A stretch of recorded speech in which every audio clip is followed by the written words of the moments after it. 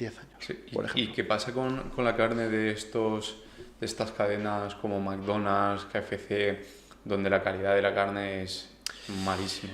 No ¿De sé dónde viene? no sé si es la calidad o es el bienestar de estos animales. Es decir, a veces es muy fácil hacer una mala publicidad. Sí, Es muy fácil. Porque yo te podría decir ahora cualquier cosa sobre la carne que tiene McDonald's o KFC. Pero la realidad es que yo no lo he estudiado eso. ya, ¿Sabes? Yo no lo he visto. Entonces no te lo puedo decir. Sí que venden que hay calidad en su carne. Lo desconozco. No es algo que yo conozca. Pero a mí lo que no me gusta es el modelo de negocio. ya, Simplemente. Yo lo que te puedo decir de McDonald's es que no me gusta su modelo de negocio. Pero porque pues prefiero una hamburguesería de toda la vida ya. que te ponen una buena carne con, pues bien de grasa o no, pero que sepa, ¿sabes? Sí, Que sepa, no un meñique de carne, ya, ¿no? Que está bien, porque al fin y al cabo es un negocio que funciona, es comida rápida. Yo claro que voy a veces a McDonald's. sí, Es así, pero hay que ser fiel a tu criterio. claro. En vez de ir una vez a la semana, vas una vez cada 6 meses. Ya. Yo es que había un chico un amigo mío, que dijo que fue al KFC, dice que le pegó un bocado a la alita y dice que eso era agua. Agua. Que hizo así y dijo, Buah, Sí, esto es agua. Y escurrió así y estaba llenísimo de agua. hay ¿Qué pasa con...? muchas, o sea, luego hay muchas trampas, Sí, porque eso se hace. No digo que se haga de forma legal, ¿eh? Eso es sí, ilegal, pero no sé si estamos hablando de ese caso. Yo vale, sé que se inyecta, a veces en animales, se inyecta claro. agua Para que pesen más. para que pesen más. Y eso, o sea, no es algo legal y no Ya. es algo que se haga así porque sí o lo haga cualquiera. Eso es algo muy puntual. No creo que fuese ese caso porque supongo que KFC, siendo una marca ya tan grande, no creo que se la juegue con eso, Ya. ¿no? Pero sí que es cierto que a nivel productivo no es lo mismo criar a un animal en 50 días que criarlo en un año. Entonces, Seguro.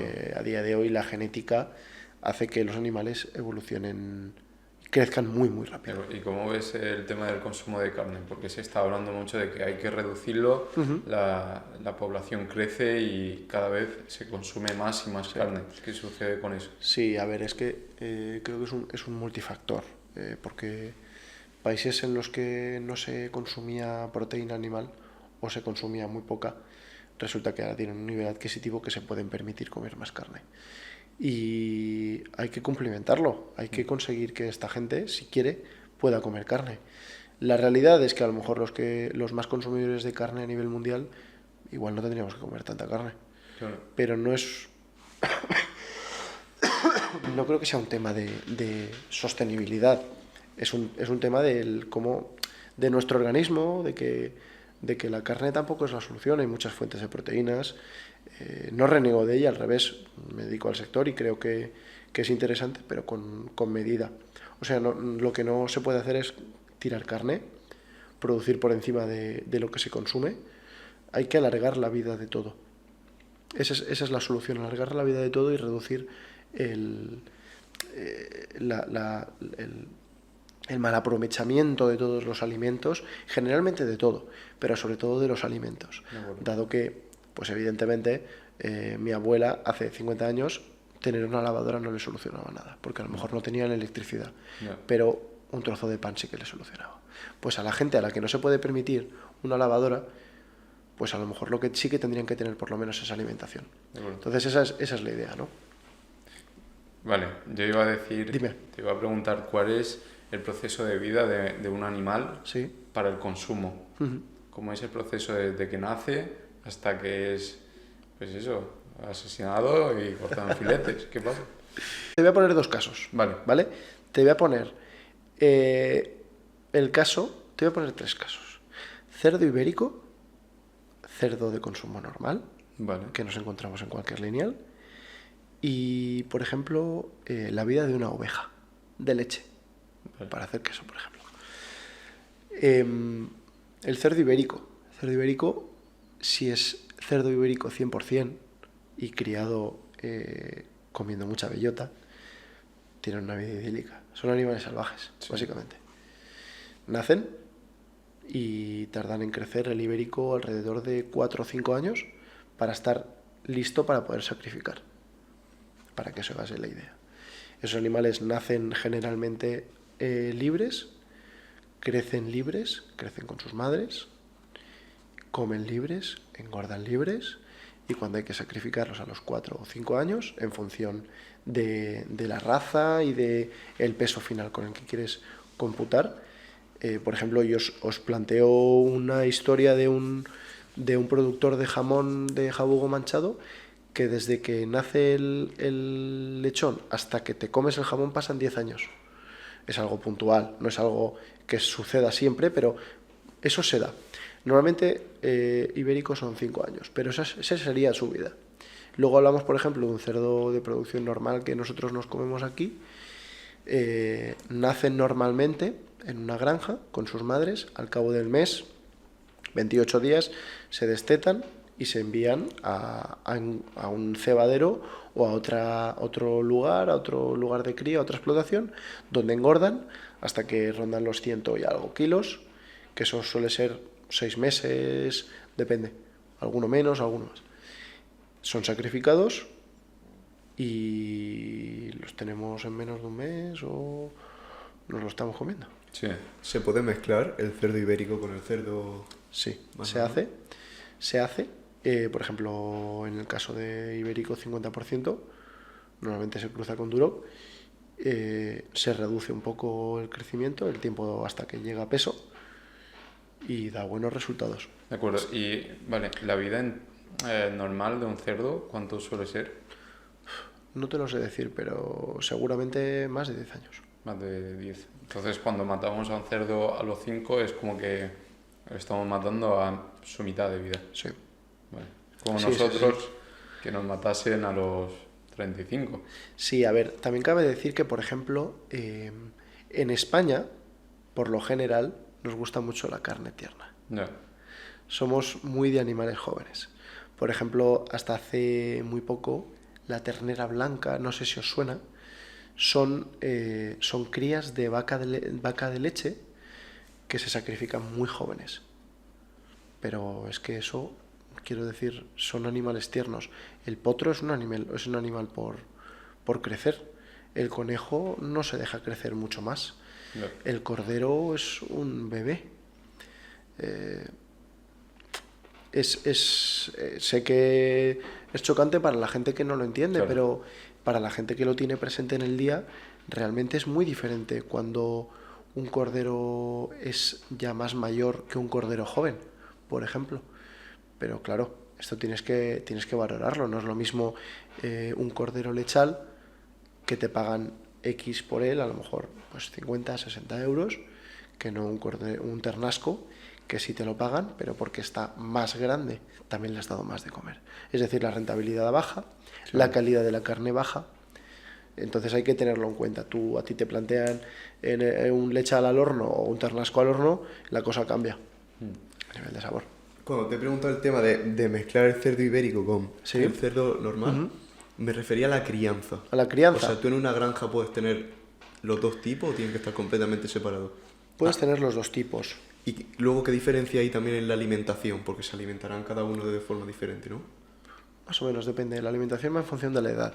Porque no es un animal joven no puede ser alimentado con lo mismo que un animal más adulto, porque no asimila de la misma manera. Igual que nosotros, por ejemplo, cuando nacemos nos dan leche y poquito a poquito nos van dando alimentos para que nosotros vayamos aprendiendo a digerir, que en realidad es que nuestra microbiota empiece a adaptarse y que nuestros enterocitos, que son las células que se encargan de absorber en nuestras vellosidades digestivas el alimento, estén preparadas para poder digerir según qué moléculas.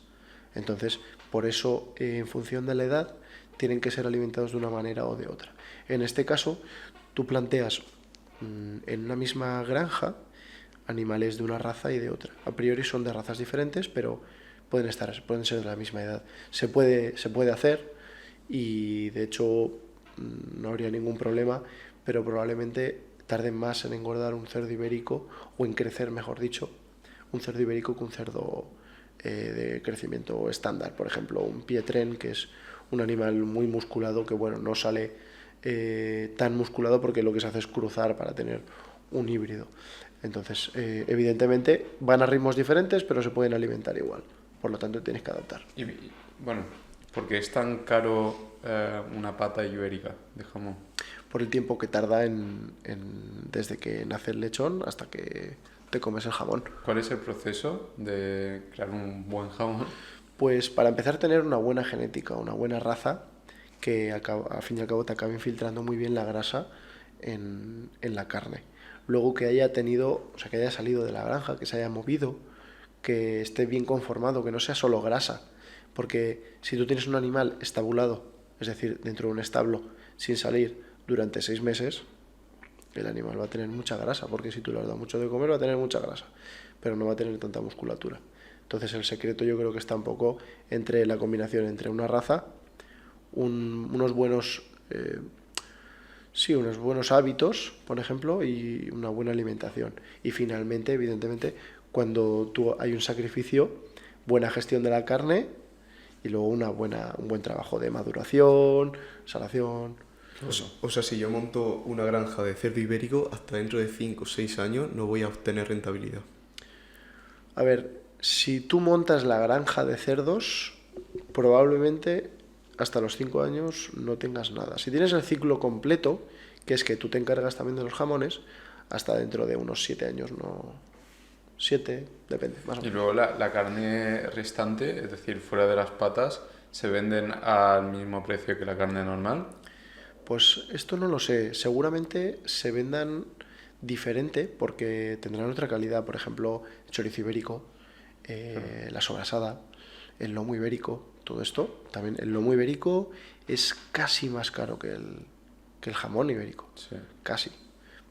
Y eso es un trozo, literalmente será 1 kilo. En cambio, un jamón estás vendiendo 7 kilos. Claro. Y un lomo ibérico te puede costar 50, 60 euros.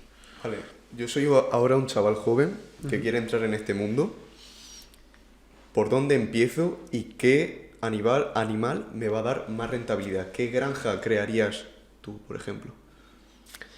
A ver, depende. Por ejemplo, si tienes mucho dinero y puedes ser el jefe, ave da mucho dinero porque crece muy rápido el ave. El cerdo, lo que pasa es que son los monogástricos, que son cerdo y principales, te hablo de los más protagonistas. Pollo y cerdo es lo que más se consume y creo que es lo que más rentabilidad te puede dar porque ha habido mucho trabajo detrás. Y son generaciones muy cortas y muy pequeñas. Por lo tanto, la mejora entre generación y generación se ha podido aplicar de forma más fácil. Si estamos hablando, por ejemplo, de vacas, que el intervalo que hay entre una generación y otra es mayor, se ha tardado más en conseguir resultados.